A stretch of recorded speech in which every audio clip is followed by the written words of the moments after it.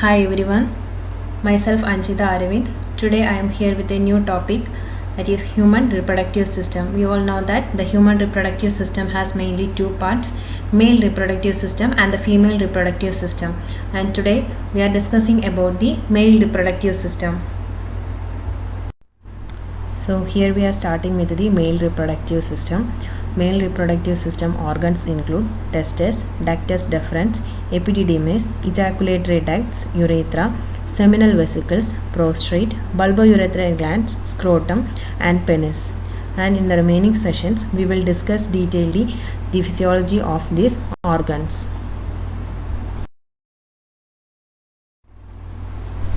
Here we can see the sagittal section of the male reproductive system, and it includes testes and a system of ducts which include the epididymis, duct deferens or vas deferens, and ejaculatory duct and urethra, and accessory sex glands, seminal vesicle, prostate and bulbourethral glands are the accessory sex glands, and several supporting structures such as scrotum and penis are also seen on this sagittal section. And the testes, that is the male gonads, produces the sperm and secrete hormones, and the duct system transport and store the sperm and assist in their maturation process also. And semen contains sperm and also secretions provided by the accessory sex glands, and they support, and the supporting structures have various functions also. And the penis deliver the sperm into the female reproductive tract, and the scrotum support the testes. These are the parts of the male reproductive system and its basic functions. So now we start with the functions of the parts of the system. First we will consider the scrotum part. Scrotum means back, and here it is a supporting structure for the testes and consists of loose skin and underlying subcutaneous layers. And externally the scrotum look like a single pouch of skin and separated into lateral portions by means of a median ridge called raphe. In the picture we can see the raphe region on the skin of the scrotum. And internally the scrotal septum divides the scrotum into two sacs. We can see it in the image, and each sac containing a single testis, and the septum is made up of subcutaneous layers of muscle tissue called the dartus muscles. In the image we can see the dartus muscles below the layer of the skin of scrotal layer. Behind it we can see the dartus muscles, and the dartus muscles mainly composed of smooth muscle fibers. And the location of the scrotum and contraction of its muscle fibers regulate the temperature for the testes, and the normal sperm production requires a normal temperature about 2 to 3 degrees Celsius below the normal body temperature, and this lowered temperature is maintained within the scrotum because it is outside the pelvic cavity. So scrotum will help to maintain a lower temperature, that is 2 to 3 degree lower temperature than our normal body temperature. So this is the scrotum parts and its function in male reproductive system. The next organ is the testes, and testes or testicles. They are the paired oval glands in the scrotum measuring about 5 cm and 5 cm long and 2.5 cm in diameter. And the testes, they are paired oval glands in the scrotum, and it is partially covered by the tunica vaginalis, and the tunica vaginalis is derived from the peritoneal layer, and internal to the tunica vaginalis is a connective tissue capsule and the tunica albuginea, and that extend inward to form septas, and that create compartments. In the inside this compartment there is the seminiferous tubules, and they carry the sperm production within them, and it is known as spermatogenesis, that is the production of the sperm. And also the seminiferous tubule help to the passage of the sperm out of the testes. Here we can see the sagittal section of the testes showing the seminiferous tubules, and the picture we can see the outer layer, that is the tunica vaginalis, which is derived from the peritoneal layer, and internal to the tunica vaginalis is a white fibrous capsule, that is the tunica albugina, and the tunica albugina layer it extend inward and forming septas, and that divide the testes into a series of internal compartments, and these internal compartments are known as the lobules, and each of these lobules contain seminiferous tubules, and the seminiferous tubules where the sperms are produced, and the process by which the seminiferous tubules of the testes produce the sperm is called the spermatogenesis. And seminiferous tubules mainly contain two types of cells, that is spermatogenic cells and Sertoli cells. Here the spermatogenic cells are the sperm forming cells, and the Sertoli cells which have several functions in supporting the spermatogenesis. And we can also see a space between the adjacent seminiferous tubules, and there are the clusters of the cells called the Leydig cells or interstitial cells, and these cells will secrete the testosterone and androgen hormones. And in the cross section we can also see the head of the epididymis, body of epididymis, and tail of the epididymis part, where the maturation process of the sperm will happen in the epididymis. Next we will start with the spermatogenesis. In the picture we can see the transverse section part of seminiferous tubules and the spermatogenic cells. And the spermatogenesis, it is the production of sperm. It begins with the spermatogonia. It is a diploid stem cells that differentiate into diploid primary spermatocytes. And the primary spermatocytes undergo meiosis 1 to become 2 secondary spermatocytes, but it is a haploid cells, and the meiosis 2 take place and the secondary spermatocytes become 4 spermatids, and the spermatids will form into the sperms. And in the later section we will discuss the process occurring in the spermatogenesis.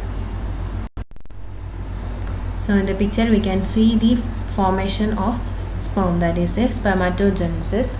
And in humans the spermatogenesis takes 65 to 75 days, and it begins with the spermatogonia. It is a stem cells. It contains diploid number of chromosomes, and spermatogonia are type of stem cells, and they undergo mitosis. And when mitosis occurs, some spermatogonia remain near the basement membrane of the seminiferous tubule in an undifferentiated state, and it is serve as a reservoir of cell for future cell differentiation and production of the sperm. And the rest of the spermatogonia lose contact with the basement membrane and skews through the tight junctions between the blood and testis barrier and undergo developmental changes, and they differentiate into primary spermatocytes. And the picture we can see that the spermatogonia, when undergo mitosis, it will form into 2 cells, and some of the spermatogonia remain as precursor stem cells for the reservoir function, and some spermatogonia pushes away from the basement membranes and it will converted into primary spermatocytes. And primary spermatocytes is a diploid, that is they have 46 chromosomes, and each primary spermatocyte replicates its DNA, and then meiosis begins. And in meiosis 1, the homologous parts of the chromosomes line up the metaphase plate and crossing over occurs, and then the meiotic spindle pulls one chromosome of each pair to opposite pole of the dividing cells, and the 2 cells formed by the meiosis 1 are called the secondary spermatocytes. So the primary spermatocytes undergo the meiosis 1. Here the DNA replication and crossing over occurs, and it will converted into a secondary spermatocytes, and each secondary spermatocytes have 23 chromosomes, that is they are haploid number, that is N. And after secondary spermatocytes is formed, then the meiosis 2 will start, and the meiosis 2 will produces 4 haploid cells resulting from the meiosis 2, and they are called the spermatids. The meiosis 2 will produces spermatids, and each spermatids will form into a sperm or spermatozoa, and this is the process of spermatogenesis or production of sperm. So the spermatogenesis process produces sperms, and each day about 300 million sperm complete the process of spermatogenesis, and a sperm is about 60 60 micrometer long and contains several structures and that are highly adapted for reaching and penetrating the secondary oocyte. And here we can see the structure of a sperm, and the major parts of the sperm are head and tail portion. The head portion, which is a flattened and pointed portion, and it contains a nucleus with 23 highly condensed chromosome, and this nucleus is covered by an acrosome membrane, which is a cup-like structure filled with enzymes, and it will help the sperm to penetrate a secondary oocyte to bring about the fertilization process. And next portion is the tail portion, and the tail of a sperm is subdivided into mainly 4 parts: the neck part, middle piece, principal piece, and end piece. The neck part is the constricted end just behind the head, and it contains centrioles, and the middle piece contains mitochondria arranged in small spring-like structures, and which provide the energy or ATP for the locomotion of the sperm. And the principal piece is the longest portion of the tail, and end piece, which is the terminal or tapering portion of the tail. So these are the main parts of a sperm. And when it ejaculated, once it ejaculated, most sperm do not survive more than 48 hours within a female reproductive tract. So this is the basic structure and functions of the sperm, which is produced by the spermatogenesis process. Next we will discuss the hormonal control of testes, and at puberty the gonadotropin releasing hormone, that is the GnRH hormone, stimulate the cells in the anterior pituitary gland to produce the LH and FSH, that is luteinizing hormone and follicle stimulating hormone, and the released LH, which will stimulate the cells in the testes to produce the testosterone, and the FSH or follicle stimulating hormone stimulate the spermatogenesis. And next session we are discussing the hormonal control of spermatogenesis and the action of testosterone and dihydrotestosterone. We already said that in puberty, the gonadotropin releasing hormone will stimulate the cells in the anterior pituitary, and it will releases the FSH and LH hormones. And here the LH stimulate the Leydig cells, which are located between the seminiferous tubule. We are discussed it in the cross section of the testes, and the LHS will helps to secrete the hormone testosterone, and via a negative feedback mechanism, the testosterone suppresses the secretion of the LH by anterior pituitary, and also suppress the secretion of gonadotropin releasing hormone by hypothalamic neurosecretory cells. And in some target cells, such as the target cells which is present on the external genitalis and prostate, the enzyme 5-alpha reductase convert the testosterone to another androgen called dihydrotestosterone, that is DHT, it is denoted on the image. And FSH, when we considering the FSH acts indirectly to stimulate the spermatogenesis. FSH and testosterone act together on the Sertoli cells to stimulate the secretion of androgen binding proteins, that is ABP. It is denoted on the image, that is ABP, which is secreted by the together action of the FSH and testosterone. And testosterone stimulate the final step of spermatogenesis in the seminiferous tubules. Once the degree of spermatogenesis required for the male reproductive function has been achieved, the Sertoli cells release a protein, that is inhibin. It is a protein hormone named for its role in inhibiting FSH secretion by the anterior pituitary. So when the achieved level of spermatogenesis occurs, the Sertoli cells will release the hormone inhibin, and it will act on the anterior pituitary to decrease the release of FSH from the anterior pituitary. And testosterone and dihydrotestosterone both bind to the same androgen receptors, which are found within the nuclei of the target cells, and the testosterone and dihydrotestosterone act together, and they will form the functions in the male pattern of development, enlargement of male sex organs, and expression of male secondary sex characteristics, and also the anabolism, that is the protein synthesis also. And all of you please note the keynotes given on the images for the LH receptors, FSH receptors, testosterone and androgen receptors for the easiness for studying the image. We already discussed that the testosterone and dihydrotestosterone produces several effects, that is prenatal development. They have an effects in the prenatal development of male sexual characteristics, development of sexual functions and stimulation of anabolism. And also there is a negative feedback system to control the blood level of testosterone. And here I added the image for the negative feedback mechanism. And when there is an increase in the concentration of testosterone in the blood, and it inhibits the release of gonadotropin releasing hormone by cells in the hypothalamus, and as a result there is a less gonadotropin releasing hormone in the portal blood that flows from the hypothalamus to the anterior pituitary, and the gonadotropes in the anterior pituitary then release less luteinizing hormones. So the concentration of LH in the systemic blood will decreases, and with less stimulation by the luteinizing hormone, the Leydig cells in the testes secrete less testosterone also, and there is a return to the normal homeostasis of the body. And if the testosterone concentration in the blood flows too low, and the GnRH is again released by the hypothalamus and stimulate the concentration of the LH by the anterior pituitary, and LH in turn stimulate the testosterone production by the testes. So this circle will continues for the maintenance of a constant testosterone level in our blood. Next we will discuss about reproductive system ducts in males, and start with ducts of the testes.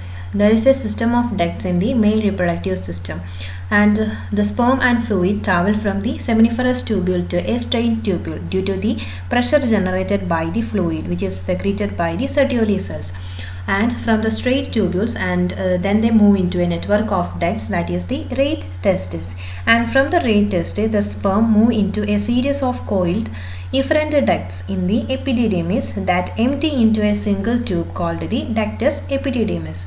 So the efferent ducts carry the sperm to the epididymis.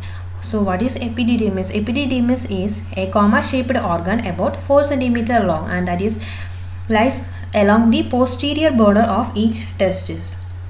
And when we consider the function of the epididymis, functionally the epididymis is the site of sperm maturation. Sperm maturation means the process by which the sperm acquire motility and the ability to fertilize an ovum, and this occurs over a period of about 14 days. And then epididymis also help propel the sperm into the vas deferens. So the epididymis propel the sperm into the vas deferens.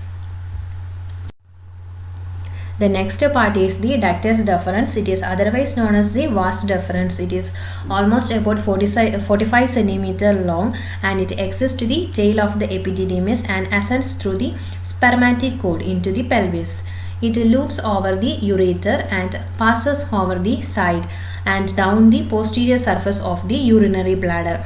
And when we consider the functions of the vas deferens, functionally the ductus deferens conveys sperm during the sexual aerosols from the epididymis towards the urethra by peristaltic contractions of its muscular coat. And like the epididymis, the ductus deferens can also store the sperm for several months. And here we can see the posterior view of male accessory organs of reproductions. So next part is the spermatic cord. The spermatic cord is a supporting structure of the male reproductive system, and that ascends out of the scrotum and contains the vas deferens or the ductus deferens, testicular artery, veins draining from the testes, and autonomic nerves, lymphatic vessels, and the cremaster muscles. And the spermatic cord and ilioinguinal nerves passes through the inguinal canal, and which originate at the deep inguinal ring and end at the superficial inguinal ring. And you can refer the spermatic cord and cremaster muscles and all other parts in our second image which shown in our video. And the next part of the male reproductive system are ejaculatory duct and urethra. And the ejaculatory duct, it is about 2 centimeter long, and it is formed by the union of the duct from seminal vesicles and the ampulla of the ductus deferens. And the next part is the urethra. And in males, the urethra is shared by terminal duct of the reproductive and urinary system. So it serves a passageway for both the semen and urine, and it is about 20 centimeter long, and it passes through the prostate, the deep muscles of the perineum, and the penis, and it is subdivided into 3 parts mainly, that is the prostatic urethra, membranous urethra, and spongy urethra. And the prostatic urethra, it is 2 to 3 centimeter long and passes through the prostate. As the duct continues, it passes through the deep muscles of the perineum, and where it is known as the membranous urethra. And the membranous urethra is about 1 centimeter in length, and this duct passes through the corpus spongium of the penis, and it is known as the spongy urethra, and it is about 50 to 20 centimeter in length. And the spongy urethra enter to the external urethral orifice, and these are the main 3 parts of the urethra, which is found in the male reproductive system also. So next we have the accessory sex glands. We discussed that the duct of the male reproductive system store and support the sperm cells, but the accessory sex glands secrete most of the liquid portion of semen. And the accessory sex glands include seminal vesicles, prostate, and bulbourethral glands. And first we can discuss about the seminal vesicles. The paired seminal vesicles, or otherwise known as seminal glands, are convoluted pouch-like structures about 5 cm length and lying posterior to the base section of the urinary bladder and anterior to the rectum. So it is located on the posterior to the urinary bladder and anterior to the rectum portion, and through the seminal vesicle duct they secrete an alkaline viscous fluid that contain fructose. Fructose is a monosaccharide sugar, and prostaglandins, and also clotting proteins. These clotting proteins are differ from those in the blood, and the alkaline nature of the seminal fluid help to neutralize the acidic environment of the male urethra and female reproductive tract also. And the fluid which is secreted by the seminal vesicles normally constitute about 16% of the volume of semen. So this is about the seminal vesicle, that is an accessory glands included in the male reproductive system. And the second one is the prostate gland, and the prostate gland is a single donut shaped gland, and it secrete, prostate gland will secrete a milky and slightly acidic fluid.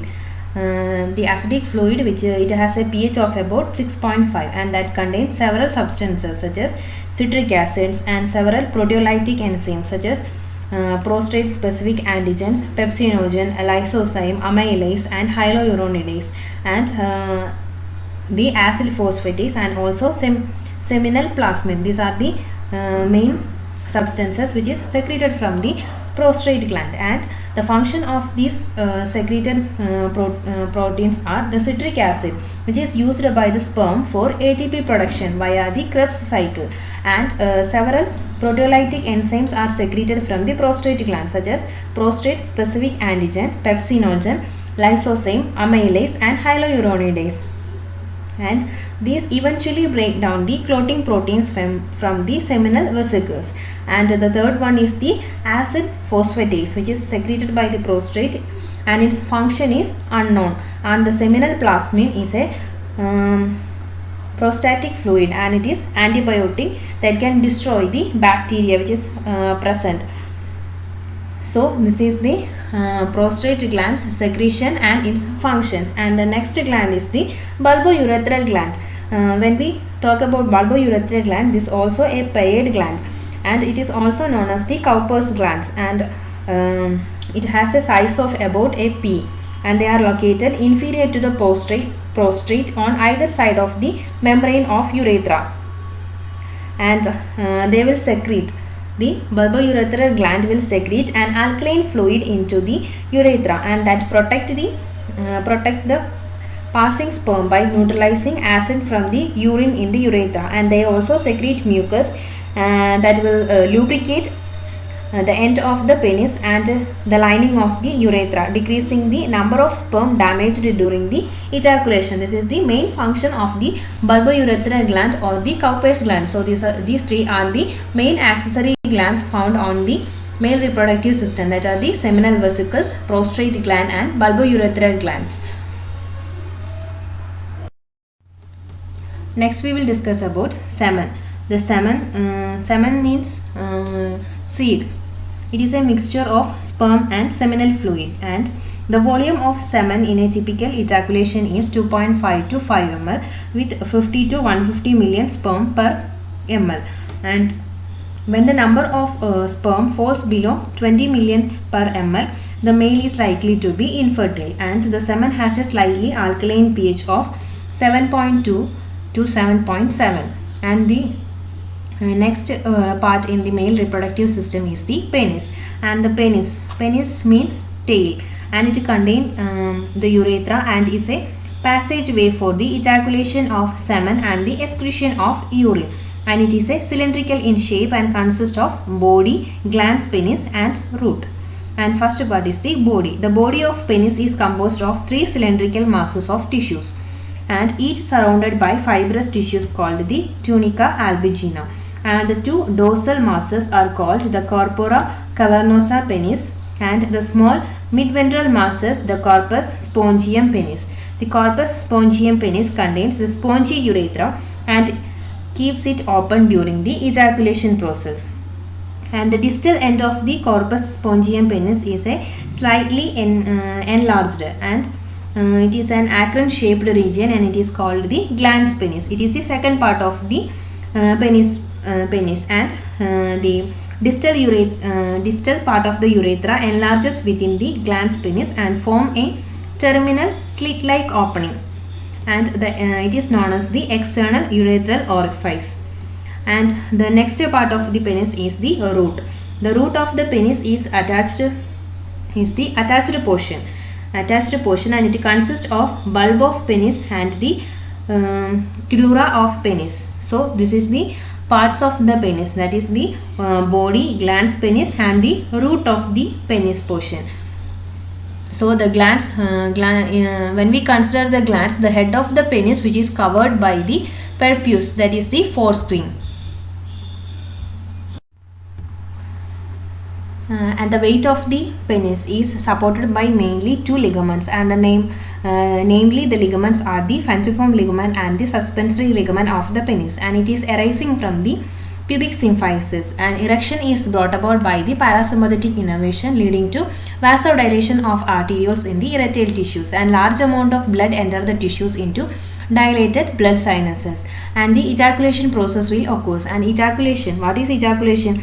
Ejaculation means to throw out. Here we have to throw out the semen. So the powerful release of semen from the urethra to the exterior is known as the ejaculation process, and it is a sympathetic reflex coordinated by the lumbar portion of the spinal cord, and also the musculature of the penis, that is the bulbospongius and ischiocavernosus and superficial, transverse and perineus muscles, which is supplied by the pudendal nerves, also contract at ejaculation time.